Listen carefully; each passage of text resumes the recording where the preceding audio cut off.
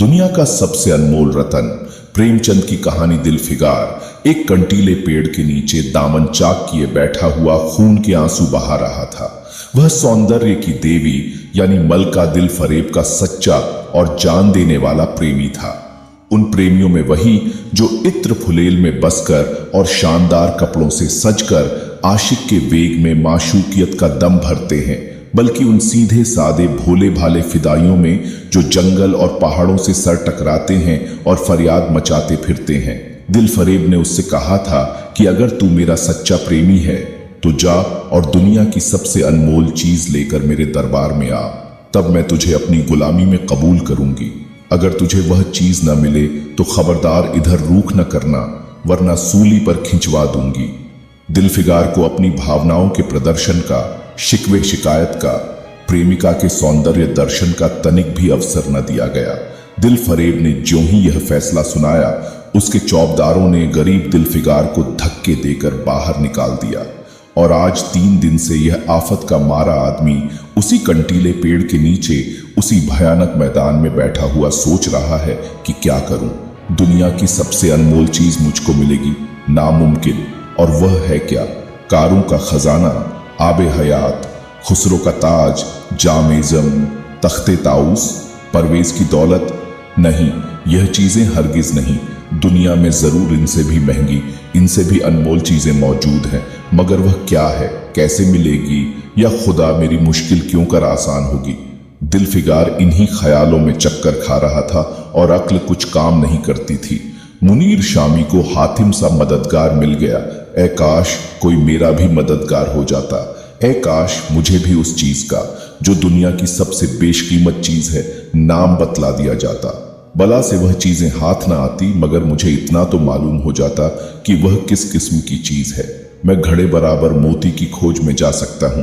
मैं समुंदर का गीत, पत्थर का दिल, मौत की आवाज और इनसे भी ज्यादा बेनिशान चीजों की तलाश में कमर कस सकता हूं, मगर दुनिया की सबसे अनमोल चीज, यह मेरी कल्पना की उड़ान से बहुत ऊपर है। आसमान पर तारे निकल आए थे। दिलफिगार यकायक खुदा का नाम लेकर उठा और एक तरफ को चल खड़ा हुआ। भूखा प्यासा, नंगे बदन, थकन से चूर, वह बरसों वीरानों और आबादियों की खाक छानता फिरा। तलवे कांटों से छलनी हो गए, शरीर में हड्डियां दिखाई देने लगी, मगर वह चीज जो दुनिया की सबसे बेशकीमती चीज थी, न मिली और न उसका कुछ निशान मिला। एक रोज वह भूलता भटकता एक मैदान में जा निकला, जहां हजारों आदमी गोल बौंधे खड़े थे। बीच में कई अमामे और चौगे वाले दड़ियल काजी अफसरी शान से बैठे हुए आपस में कुछ सलाह मशविरा कर रहे थे, और इस जमात से जरा दूर पर एक सूली खड़ी थी। दिलफिगार कुछ तो कमजोरी की वजह से और कुछ यहों की कैफियत देखने के इरादे से ठिठक गया।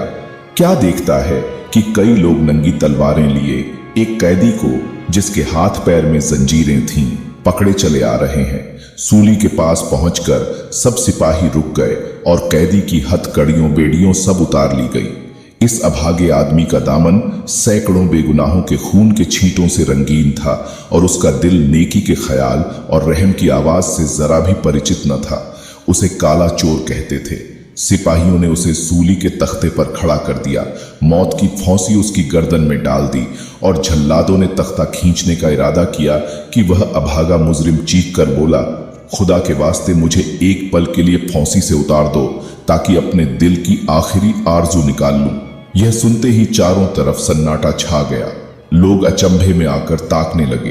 काजियों ने एक मरने वाले आदमी की अंतिम याचना को रद्द करना उचित न समझा, और बदनसीब पापी काला चोर जरा देर के लिए फांसी से उतार लिया गया। इसी भीड़ में एक खूबसूरत भोला भाला लड़का एक छड़ी पर सवार होकर अपने पैरों पर उछल उछल फर्जी घोड़ा दौड़ा रहा था, और अपनी सादगी की दुनिया में ऐसा मग्न था कि जैसे वह इस वक्त सचमुच अरबी घोड़े का शहसवार है। उसका चेहरा उस सच्ची खुशी से कमल की तरह खिला हुआ था, चंद दिनों के लिए बचपन ही में हासिल होती है, और जिसकी याद हमको मरते दम तक नहीं भूलती।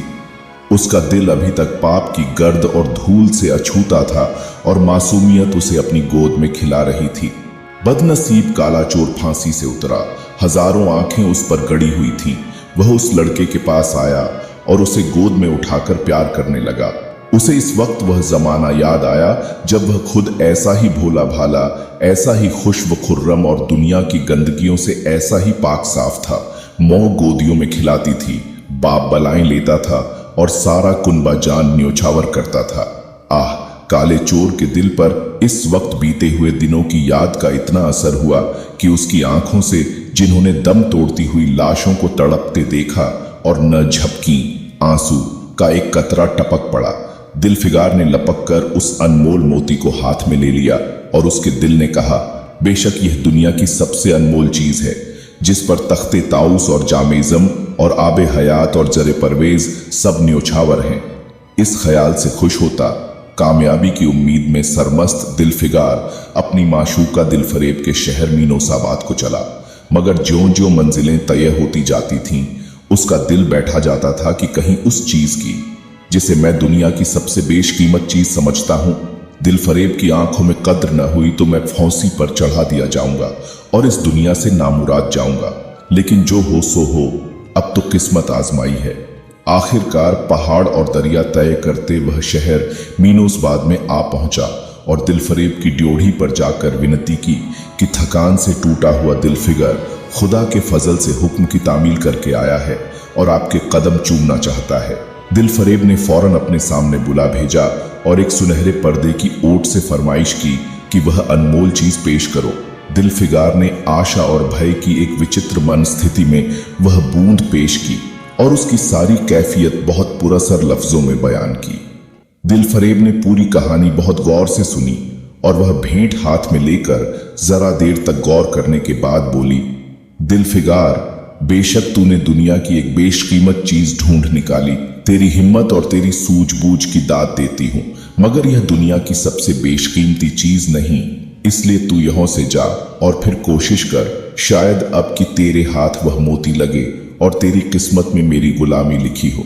जैसा कि मैंने पहले ही बतला दिया था, मैं तुझे फांसी पर चढ़वा सकती हूँ, मगर मैं तेरी जौबख्शी करती हूँ इसीलिए कि तुझ में वह गुण मौजूद है जो मैं अपने प्रेमी में देखना चाहती हूँ और मुझे यकीन है कि तू जरूर कभी न कभी कामयाब होगा। नाकाम और नामुराद दिलफिगार इस माशूकाना इनायत से जरा दिलेर होकर बोला, ए दिल की रानी, बड़ी मुद्दत के बाद तेरी ड्योढ़ी पर सजदा करना नसीब होता है।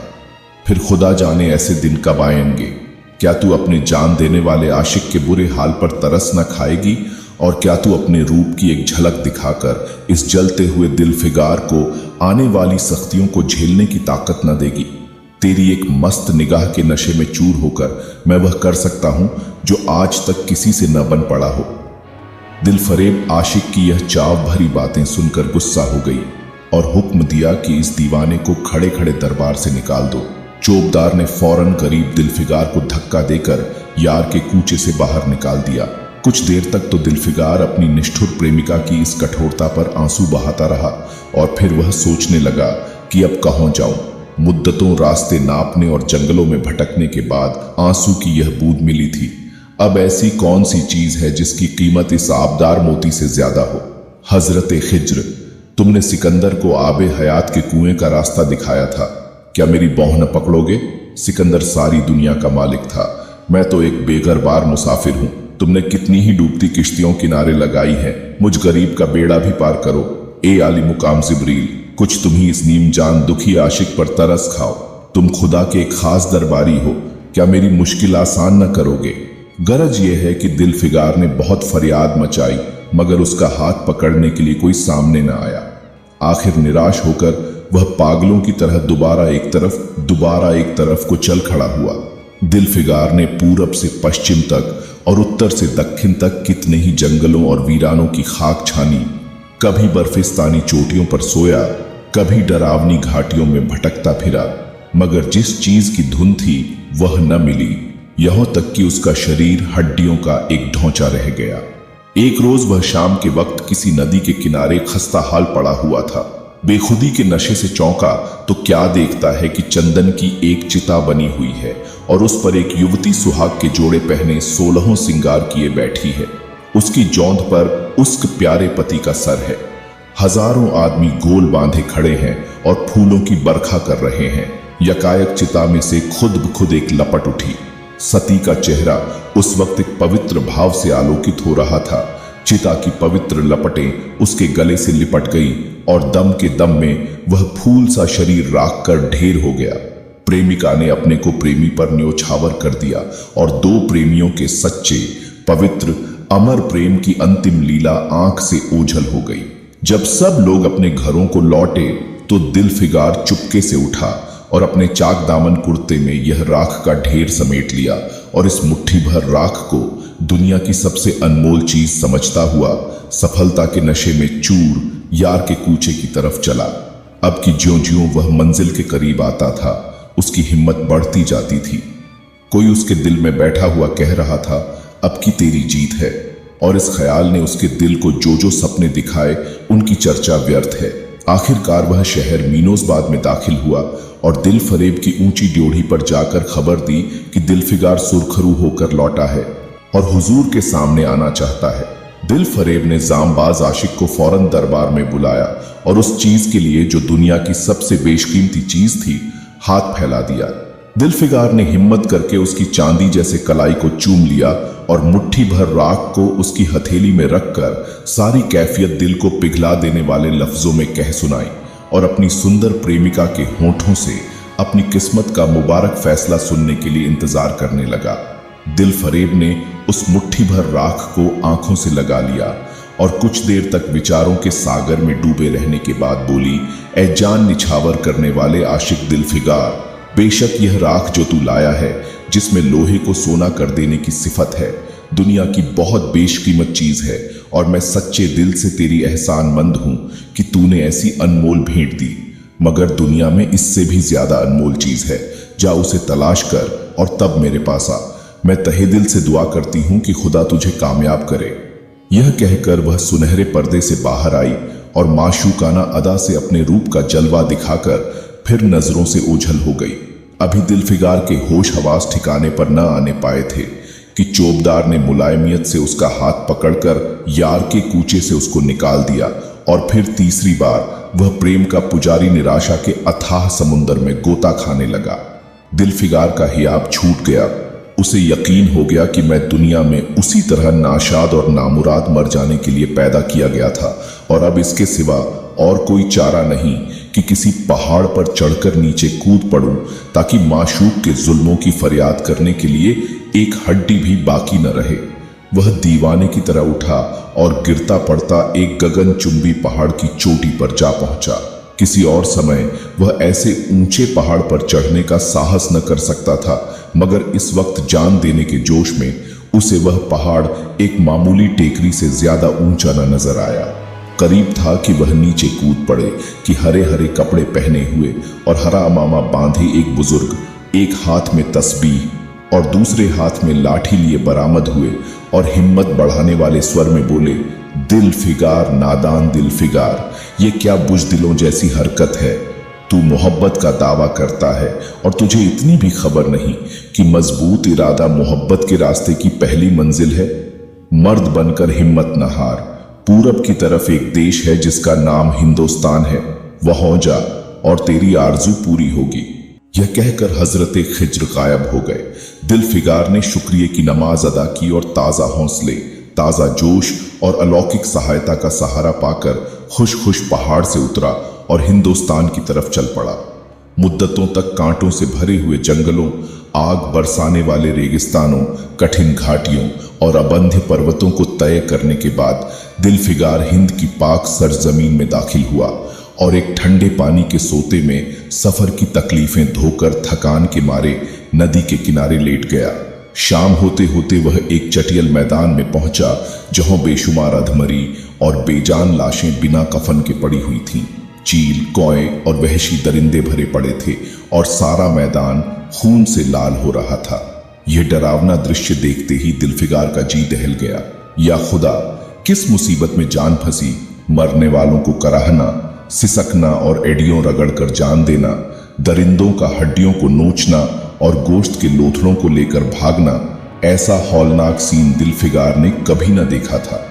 यकायक उसे ख्याल आया, यह लड़ाई का मैदान है और यह लाशें सूरमा सिपाहियों की हैं। इतने में करीब से कराहने की आवाज आई। दिलफिगार उस तरफ फिरा तो देखा कि एक लंबा तगड़ा आदमी जिसका मर्दाना चेहरा जान निकलने की कमजोरी से पीला हो गया है, जमीन पर सर झुकाए पड़ा हुआ है। सीने से खून का फव्वारा जारी है, मगर आबदार तलवार की मूठ पंजे से अलग नहीं हुई।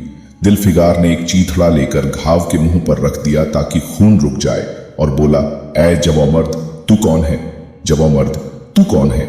जवामर्द ने यह सुनकर आंखें खोली और वीरों की तरह बोला, क्या तू नहीं जानता मैं कौन हूं? क्या तूने आज इस तलवार की काट नहीं देखी? मैं अपनी मोह का बेटा और भारत का सपूत हूं। यह कहते कहते उसकी त्योरियों पर बल पड़ गए। पीला चेहरा गुस्से से लाल हो गया और आबदार शमशीर फिर अपना जौहर दिखाने के लिए चमक उठी। दिलफिगार समझ गया कि यह इस वक्त मुझे दुश्मन समझ रहा है। नरमी से बोला, ऐ जवामर्द, मैं तेरा दुश्मन नहीं हूं। अपने वतन से निकला हुआ एक गरीब मुसाफिर हूं। इधर भूलता भटकता आ निकला। बराए मेहरबानी मुझसे यहों की कुल कैफियत बयान कर। यह सुनते ही घायल सिपाही बहुत मीठे स्वर में बोला, अगर तू मुसाफिर है तो आ और मेरे खून से तर पहलू में बैठ जा, क्योंकि यही 2 अंगुल जमीन है जो मेरे पास बाकी रह गई है और जो सिवाय मौत के कोई नहीं छीन सकता। अफसोस है कि तू यहों ऐसे वक्त में आया जब तेरा आतिथ्य सत्कार करने के योग्य नहीं। हमारे बाप दादा का देश आज हमारे हाथ से निकल गया और इस वक्त हम बेवतन हैं, मगर पहलू बदलकर हमने हमलावर दुश्मन को बता दिया जो लाशें तू देख रहा है, यह उन लोगों की हैं जो इस तलवार के घाट उतरे हैं। मुस्कराकर और गो कि मैं बेवतन हूं, मगर गनीमत है कि दुश्मन की जमीन पर नहीं मर रहा हूं। सीने के घाव से चीथड़ा निकालकर, क्या तूने यह मरहम रख दिया? खून निकलने दे, इसे रोकने से क्या फायदा? क्या मैं अपने ही देश में गुलामी करने के लिए जिंदा रहूं? नहीं, ऐसी जिंदगी से मर जाना अच्छा, इससे अच्छी मौत मुमकिन नहीं। जवामर्द की आवाज मध्यम हो गई, अंग ढीले पड़ गए, खून इतना ज्यादा बहा कि खुद ब खुद बंद हो गया। रह रहकर एक आध बूंद टपक पड़ता था। आखिरकार सारा शरीर बेदम हो गया, दिल की हरकत बंद हो गई और आंखें मुंद गईं। दिलफिगार ने समझा अब काम तमाम हो गया कि मरने वाले ने धीमे से कहा, भारत माता की जय, और उनके सीने से खून का आखिरी कतरा निकल पड़ा। एक सच्चे देश प्रेमी और देशभक्त ने देशभक्ति का हक अदा कर दिया। दिलफिगार पर इस दृश्य का बहुत गहरा असर पड़ा और उसके दिल ने कहा, बेशक दुनिया में खून के इस कतरे से ज्यादा अनमोल चीज कोई नहीं हो सकती। उसने फौरन खून की बूंद को, जिसके आगे यमन का लाल हिच भी है, हाथ में ले लिया और इस दिलेर राजपूत की बहादुरी पर हैरत करता हुआ अपने वतन की तरफ रवाना हुआ और सख्तियां झेलता हुआ आखिरकार बहुत दिनों के बाद रूप की रानी मलका दिलफरेब की ड्योढ़ी पर जा पहुंचा और पैगाम दिया कि दिलफिगार सुरखरू और कामयाब होकर लौटा है और दरबार में हाजिर होना चाहता है। दिलफरेब ने उसे फौरन हाजिर होने का हुक्म दिया।